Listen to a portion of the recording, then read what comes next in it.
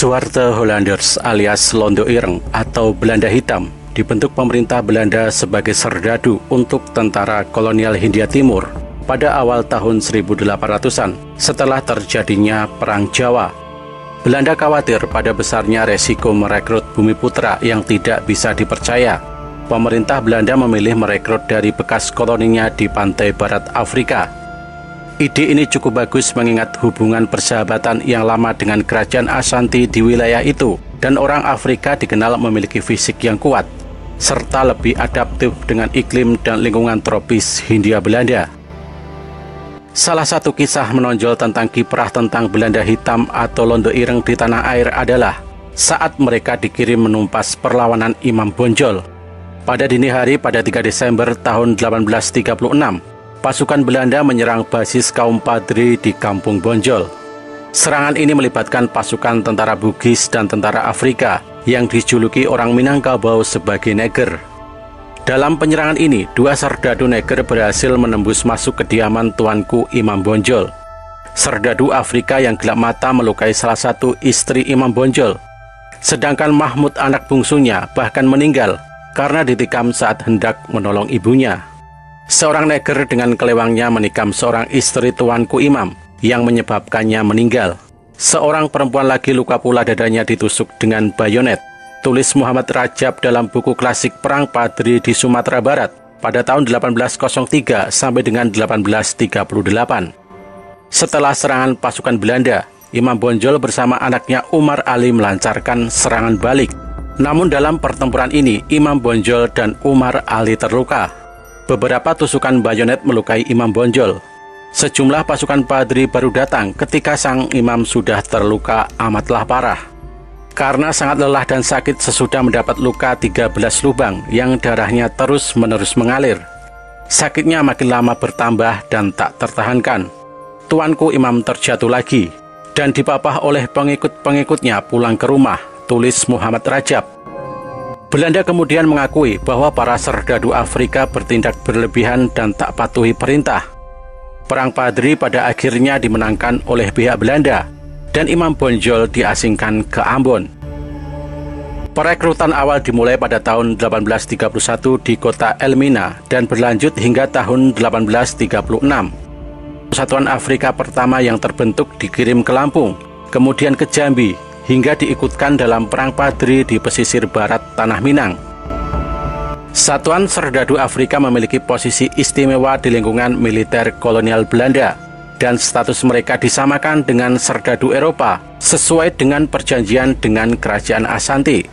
Mereka mendapatkan gaji yang lebih tinggi daripada tentara pribumi dan memperoleh fasilitas sama dengan prajurit Eropa, sehingga muncul julukan Belanda Hitam atau Londo Ireng. Satu hal yang membedakan tentara Afrika dari sekondan Eropanya adalah masa kerja. Kontrak kerja rekrutan Afrika dari kalangan orang merdeka diperpanjang menjadi 15 tahun sejak tahun 1837. Sedangkan kalangan budak dari luar wilayah kerajaan Ashanti tidak dibatasi. Pada tahun 1844, aturan diubah kembali dan semua serdadu Afrika dikontrak untuk masa kerja selama 15 tahun. Seiring dengan laporan-laporan positif para perwira Belanda atas kinerja serdadu Afrika ini, perekrutan besar-besaran dilakukan hingga tahun 1841. Sebagian serdadu Afrika yang habis masa kerjanya memilih tetap tinggal di Jawa dan membangun komunitas di sana. Belanda memiliki sejarah yang panjang dengan prajurit Afrika yang dipekerjakan untuk melindungi kepentingan kolonialnya di Indonesia. Mereka dipekerjakan sebagai tentara, kemudian pengawal dan buruh di bawah sistem kontrak yang disebut Cipayung. Banyak prajurit Afrika ditarik ke Indonesia pada abad ke-19 untuk membantu Belanda mengendalikan pemberontakan di wilayah kolonialnya. Meskipun sebagian besar prajurit Afrika yang dipekerjakan di Indonesia adalah mantan budak, mereka mendapatkan perlakuan yang lebih baik daripada di Pantai Gading tempat asal mereka. Di Pantai Gading, mereka dianggap sebagai mantan budak, sementara di Indonesia, mereka memiliki status Eropa. Namun banyak prajurit Afrika tidak memiliki pilihan karena mereka meninggal selama masa dinas militer yang cukup panjang. Hanya sedikit yang benar-benar meninggal di medan perang. Seperti orang Eropa, mayoritas meninggal karena penyakit. Menurut tulisan Van Kessel, seorang sejarawan Belanda, Belanda harus mematuhi janji perlakuan setara kepada prajurit Afrika atau menanggung resiko pemberontakan. Belanda pernah menghadapi serangkaian protes dari prajurit Afrika di Indonesia, termasuk pada tahun 1938. Awalnya, protes dimulai dari pemerintah menukar kasur jerami standar Eropa dengan tikar biasa dan kemudian meluas pada pengurangan gaji. Pemberontakan serupa terjadi pada tahun 1840 dan tahun 1884 di Sumatera dan Jawa. Pada Juni tahun 1841, 37 tentara Afrika bersenjata lengkap dari Batalion Infanteri 10 kabur dari benteng Belanda Van der Capellen di pantai barat Sumatera setelah berulang kali menolak komando. Detasemen yang dikirim untuk mengejar tidak berhasil membujuk kelompok Afrika itu untuk kembali. Terjadilah perkelahian yang menewaskan 2 orang Afrika dan 4 lainnya terluka parah. Sisanya kemudian ditangkap. Pemberontakan ini dipicu oleh penggantian kasur jerami dengan tikar biasa. Meskipun telah menunjukkan keberanian dan keterampilan dalam medan perang, orang Afrika yang tergabung dalam militer sering menghadapi diskriminasi rasial. Mereka dianggap sebagai tentara pilih tanding yang tidak pernah terlibat dalam pencurian. Orang Afrika memiliki fisik yang kuat, mudah beradaptasi, dan memiliki kemampuan bertempur yang di atas rata-rata. Bahkan pada tahun 1849, Satuan Tentara Afrika dari Batalion Infanteri 7 dianugerahi kekuasaan tertinggi dalam ketentaraan Belanda, yakni militer Willem Sorde, karena kontribusinya dalam ekspedisi KNIL ke Bali. Seorang perwira KNIL bahkan mengakui bahwa tentara Afrika lebih baik daripada prajurit Eropa. Namun tentara Afrika tidak luput dari prasangka rasial yang diterima dari orang Eropa dan Bumi Putra.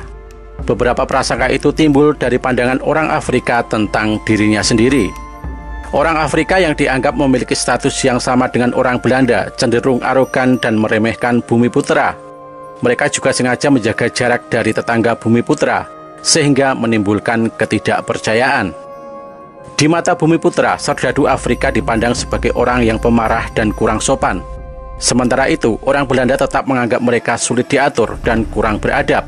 Bahkan Jenderal Kosius, salah satu panglima tertinggi KNIL, menganggap janji perlakuan setara sebagai kesalahan yang besar. Perekrutan terakhir tentara Afrika berlangsung antara tahun 1860 hingga tahun 1872, dan sekitar 3.000 orang Afrika telah bekerja di KNIL dalam periode tahun 1832 sampai tahun 1872. Namun tidak ada lagi tentara Afrika yang berdinas di KNIL pada tahun 1915. Meski begitu, komunitas Indo-Afrika terbentuk di kota-kota tempat garnison KNIL berdiri, seperti di Semarang, Purworejo, Salatiga, dan Surakarta. Komunitas ini memiliki status yang setara dengan penduduk Eropa, bahkan berasimilasi dengan populasi Indo-Eropa. Kebanyakan dari mereka menjadi pemeluk Katolik, menggunakan bahasa Belanda sebagai bahasa ibu, dan anak-anak mereka bersekolah di sekolahan Belanda. Pada akhir pemerintahan kolonial pada tahun 1949, keturunan Indo-Afrika masih menjadi bagian dari KNIL. Namun setelah kemerdekaan Indonesia, kebanyakan dari mereka pindah ke Belanda bersama dengan eksodus besar-besaran orang Belanda dan Indo-Eropa. Label Belanda hitam atau londo ireng yang sebelumnya menunjukkan status istimewa dalam masyarakat kolonial, sekarang menjadi istilah pelecehan karena para nasionalis Indonesia menganggap Indo-Afrika sebagai kolaborator kolonialis Belanda.